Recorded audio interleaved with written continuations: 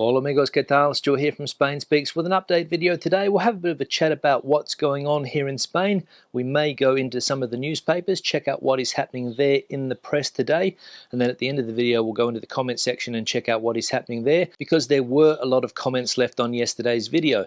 Now it's Friday, it's been a long week. I've been waiting all week for my phone call from the Madrid Health Department, or the SMS message to be vaccinated. Didn't arrive this week, so I decided to take the matter into my own hands.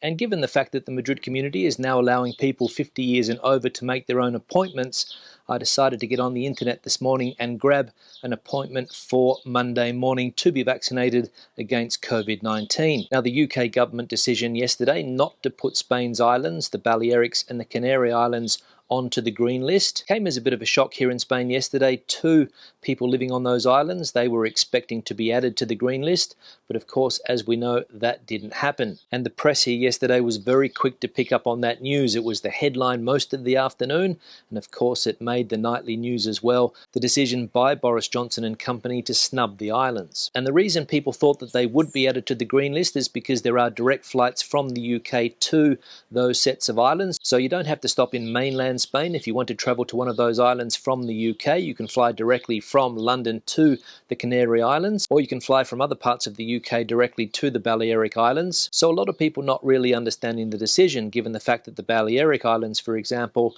has one of the lowest incidence rates of COVID-19 here in Spain at the moment, and Menorca, as we know now, has the so-called new normal. So Spain, for the time being, still on the amber list, and I think we're just going to have to wait for the next review, which I believe is around the 21st of June. Now we'll go into the press and check out what they are saying about the decision. We'll have a look at what El Mundo said yesterday, and we'll also have a look at some of the comments that were left on the article by people here in Spain. So we'll get an idea of what Spanish people are thinking about this decision. We'll have a look at this headline from El Mundo. The UK's decision to keep Spain on the amber list frustrates the start of the summer. Now we have lost June. And that's the general feeling here, I think. The first month of the summer tourist season lost because of the UK's decision. And if we have a look at some of the comments left by Spanish people on the article, we can see this one here from Pelosi. Boris government wants the English to spend the money at home. Better. That way they don't bring us new variants of the virus, of which they are major exporters. And another one here. Thanks Ayuso, your collaboration with the ruin of our tourism has been spectacular. And another opinion here, it is a consequence of having an extremely deficient foreign ministry and of a president who finds it difficult to talk to other presidents such as the United Kingdom.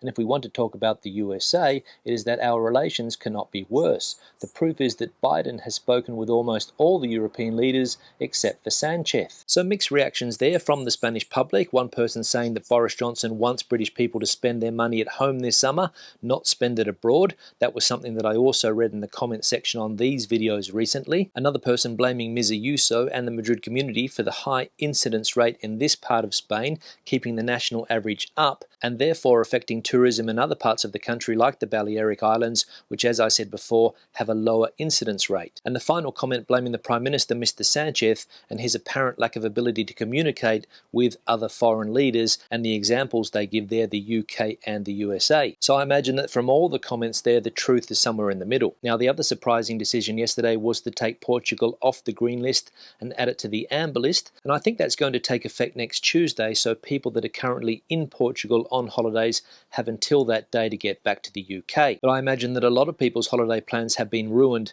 by Portugal coming off the green list. And what was the reason? Well, I'm not 100% sure, but I read earlier a minister saying that it's because there are different variants in Portugal and that could pose a risk to the UK. So a real kick in the guts for Portuguese tourism. And if we have a look at some of the countries that are on the green list, we can see Australia, New Zealand, Singapore, for example. I don't know why Australia is on the list, because they're not going to let people from the UK in for a holiday. And the one that stands out for me is Gibraltar. So people looking to have a holiday in the south of Spain have Gibraltar as a place to go. So the British government's decision yesterday was bad news, but it's not all bad news, because as we can see here in El País, Spain to welcome global travellers from next week, but they must have been vaccinated 14 days previously. So it's official, and the words that Mr. Sanchez announced a couple of weeks ago have come true. People from countries like the United States that, as we just saw, have been vaccinated 14 days prior to travel with one of the 4 vaccines authorized by the EMA, the European Medicines Agency, will be able to come to Spain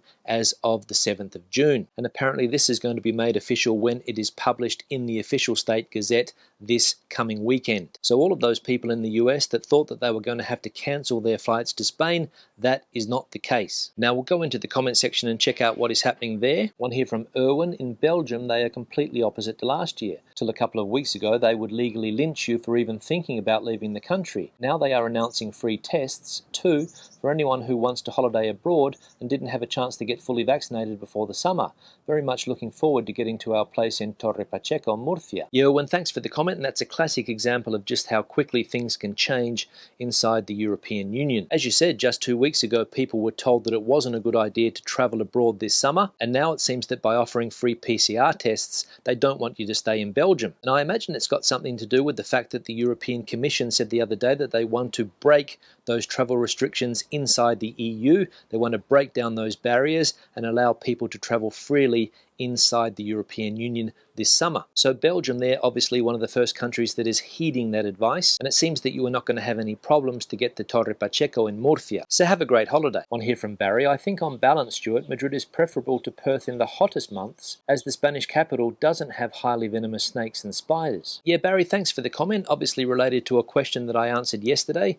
Somebody asked me which place has the hottest summers, Madrid or Perth, and I said that summers in Madrid here and Perth are similar, but the main difference is that we don't get a sea breeze here in the middle of summer. And when it comes to dangerous creatures in Australia, okay, they exist. There are venomous spiders, there are venomous snakes, there are sharks in the water, and if you travel to the north of the country, you will find a lot of crocodiles and dangerous jellyfish. But having said all that, I personally don't know anybody in Australia that has had a problem with the creatures that I mentioned. My parents are in their 70s and they have never been bitten by a snake. In fact, all of my family live in Perth and I have never heard a story about anyone being bitten by a redback spider or being bitten by a venomous tiger snake or being bitten by a shark. So as I said, although they exist, I don't think it's anything to really worry about. One here from WK, nightclubs here don't usually get going until 2 or 3 a.m. Yeah, WK, thanks for the comment, and yes, in a normal year that would be the case. Nightclubs here wouldn't normally pick up until about 2 or 3 in the morning and then go through to about 6, 7, maybe even later. But of course, now as we know, this summer that is not going to be the case. Nightclubs will have to close at 2 a.m. in the majority of places around the country and 3 a.m. in places that don't have a high incidence rate of COVID-19. So it's going to be a different summer as far as nightlife is concerned this year, and apparently it's going to stay that way until 70% of the population are vaccinated. And finally, one here from Ray. Hi Stu, so the Canaries didn't make the green list. That is a disaster for the British and Irish pubs there, but that is the problem with their business model where they only cater for their own tourists. Spanish restaurants here in London cater for everyone. Yeah, Ray, thanks for the comment, and you're right, it is a big problem for that type of business in those tourist areas, the British pubs, the Irish pubs, and restaurants that only cater to British, Irish and other English-speaking tourists. And you see them everywhere you go in places like Benidorm, on the Costa del Sol as well. I haven't been to the Canary Islands, but as you say, they're quite prominent there as well. And I imagine also in a place like Mallorca, in Magaluf, there are bars that only cater to that type of tourism. So what are they going to do if people from the UK aren't able to travel easily to Spain this year? Change the business model, try to attract a different clientele. A Spanish clientele might be difficult because, as we know, in these places also there is an abundance of Spanish restaurants. So unfortunately, things not looking good for this type of business this year. On that note, I'll start to wrap the video up. Questions and comments, please leave them in the section below. Debate the situation out as you normally do. Give the video a thumbs up if you liked it, thumbs down if you didn't. I'll see you in the next one. Hasta luego.